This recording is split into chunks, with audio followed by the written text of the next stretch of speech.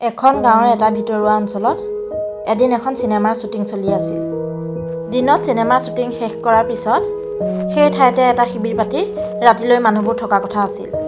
সেইদিনা নয়নো গৈছিল চিনেমাৰ শ্বুটিঙৰ বাবে।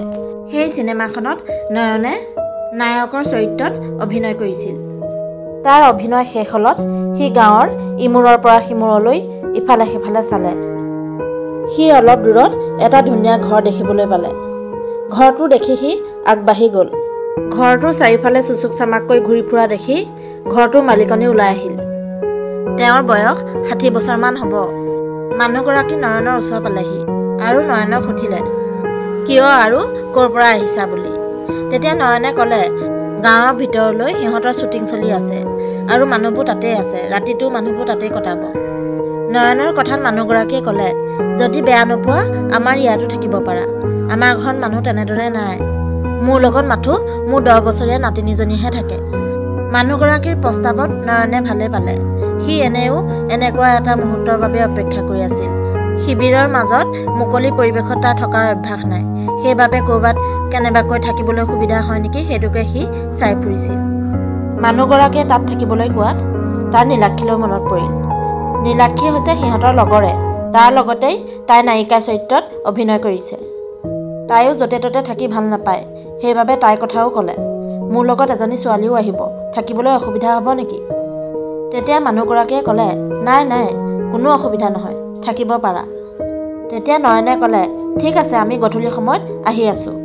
মানুহগৰাকীয়ে ঠিক আছে বুলি ভিতৰলৈ সোমাই গ'ল। নয়ন পুনৰ য'ত শ্বুটিং চলি আছিল তালৈ উভতি গ'ল আৰু গৈ সি ক'লেগৈ, মই থকাৰ ঠাই বন্দবস্ত কৰি থৈ আহিছোঁ, মই তাতে থাকিম। নয়নে নীলাক্ষীলৈ চাই ক'লে, নীলাক্ষী, তুমিও ওলাবা, মই তোমাৰ কথাও কৈ থৈ আহিছোঁ। তেতিয়া কাইলৈ আমি তাতে ভালদৰে ফ্ৰেছ হৈ আহিব পাৰিম। নীলাক্ষীয়ে তেনেকুৱা সুবিধা থকা ঠাই এডোখৰ থাকিবলৈ পাই ভালেই পালে। সিহঁতে শ্বুটিঙৰ ঠাইতেই খাই বৈ আজৰি হৈ নিজৰ প্ৰয়োজনীয় বস্তুকেইটা লৈ ঘৰটোলৈ বুলি যাবলৈ ওলাল। তেতিয়া ৰাতি প্ৰায় 9 মান বাজিছিল। সিহঁত গৈ কলিং বেল টিপিলে আৰু মানুহগৰাকী বাহিৰলৈ ওলাই আহিল। সিহঁতক ভিতৰলৈ লৈ গ'ল আৰু বহিবলৈ দিলে। সিহঁতৰ লগত অলপ কথা বতৰা পাতিলে আৰু কিবা কিবি খোৱা হ'ল নাই সুধিলে। নয়নে ক'লে, আমি তাতেই খাই বৈ আজৰি হৈ আহিছোঁ, কেৱল আপুনি আমাক খোৱাৰ ব্যৱস্থাটো কৰি দিলেই হ'ব। 10 বছৰীয়া নাতিনীজনী ইতিমধ্যে টোপনিত লালকাল। মানুহগৰাকীয়ে বিচনা ঠিক কৰোঁগৈ বুলি ভিতৰলৈ সোমাই গ'ল। ঘৰটো বহুত ডাঙৰ, কেইবাটাও ৰুম আছে। ৰুমৰ কাষে কাষে কেইবাটাও আলমাৰি, তাত কিছুমান ফটো আৰু কিতাপ সজাই থোৱা আছে। মানুহ চাই ঘৰটো বহুত ডাঙৰ, সেইবাবে এটা নিজান পৰিৱেশে বিৰাজ কৰিছে। মানুহগৰাকীয়ে বিচনা ঠিক কৰি সিহঁত ক'ত ক'ত শুব দেখুৱাই দিলে। নীলাক্ষীক শুবলৈ দিলে মানুহগৰাকীৰ ৰুমতে এখন বিচনাত। ইফালে অন্য এখন বিচনাত মানুহগৰাকী আৰু তেওঁৰ নাতিনীয়েকজনী। আৰু নয়নক শুবলৈ দিলে ধুনীয়াকৈ সজাই ৰখা এটা পৰিপাটি ৰুমত। ৰুমৰ বিচনাখনৰ কাষতে আছে এটা ডাঙৰ আলমাৰি আৰু সেই আলমাৰিটোত আছিল বহুত কিতাপ পত্ৰ আৰু অন্য সজোৱা বস্তু। ৱাছৰুমৰ পৰা আহি সিহঁত নিজৰ নিজৰ কোঠাত শুবলৈ সোমাল। মোবাইলটো চাই চাই টোপনি যাওঁতে নয়নৰ প্ৰায় 12 বাজিল। ৰুমত থকা ঘড়ীটোৱে টং টংকৈ 12 বজাৰ সংকেত দি গ'ল। নয়নৰ চিলমিলকৈ টোপনি আহিছিল মাত্ৰ। তাৰ এনেকুৱা লাগিল যেন তাৰ কাষতে কোনোবা শুই আছে। সি শোৱা ৰুমটোত এটা ড্ৰিম লাইট জ্বলি আছিল। তাৰ কাষতনো কোন আছে তাকে চাবলৈ বুলি সি শোৱাৰ পৰা বহি দিলে। তাৰ পাছত সি উঠি গৈ ৰুমৰ লাইটটো জ্বলাই দিলে। লাইটৰ পোহৰত দেখিলে যে তাত কোনো নাই। সি পুনৰ লাইটটো নুমুৱাই লৈ শুবলৈ বুলি বিচনাত পৰিল।